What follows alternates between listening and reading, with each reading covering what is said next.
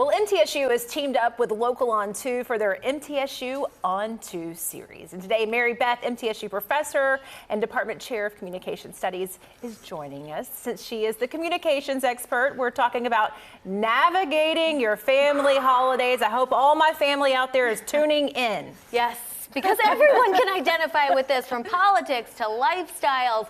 Arguments can break out. We get it. Mary Beth is here to guide us through some of the more tactful ways to communicate. Welcome back. Oh, thank you. Happy to have you. Okay, so you say there are actually some benefits to having these difficult conversations. What are they? So conflict is going to be a part of our life regardless. You're never going to meet someone who 100% meets all your needs and is 100% like you. So you're always going to disagree on something. And so having these difficult conversations and going through these conflicts actually can strengthen a relationship. It all depends on how you get through them.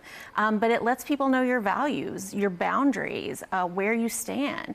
And so those are essential for other people to know if you want to have a deeper relationship. That makes sense. Communication is key, right? Absolutely. You have some tips for us. What are your top 3 tips for dealing with these difficult family conversations? So the first one would be to try to frame things in terms of I versus you. So when we say things like you did this, it's very accusatory.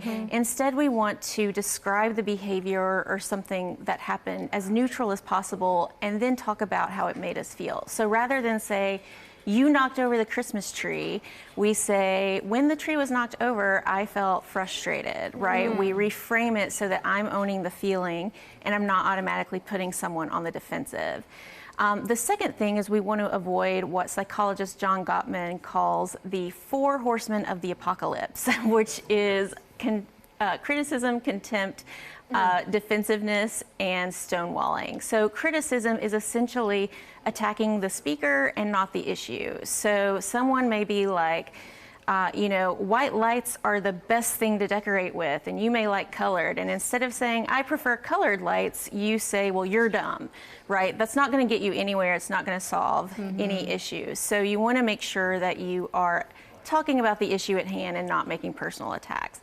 The second thing is contempt, and contempt is essentially being mean to each other. So those are things like mocking, eye rolls, sighs, sometimes sarcasm, depending on how it's used. And it just makes the other person feel small. And it's actually very important to avoid contempt, because if you look at relationship research, contempt is one of the primary markers for divorce. So you really want to steer away from that as much as possible. We also have defensiveness, which is essentially not taking any responsibility for anything and basically playing the victim all the time. Sometimes you are the victim, and that's fine, but you're not going to be the victim 100% of the time. And then finally, there's stonewalling, which is basically shutting it down. You just stop talking, you stop engaging. And a lot of people kind of think, if I'm not engaging, the conflict doesn't exist. But the conflict is constantly going to come up over and over again until it's solved. And then the final tip I have is sometimes you need to ask yourself, what do you value more, the relationship or being right? Sometimes it's not worth getting into. If it's not important to you, if it has no effect on you, if the issue, is something frivolous to you, why go into it? Sometimes you need to just let it go. Okay, we've got about 30 seconds left. Let's say we take your tips, we put it into action. What if it still gets heated?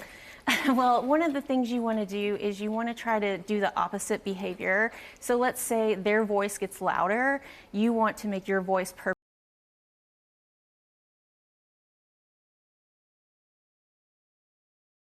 okay to take a break. So research on anger shows that it takes a minimum of 20 minutes for anger to leave the body.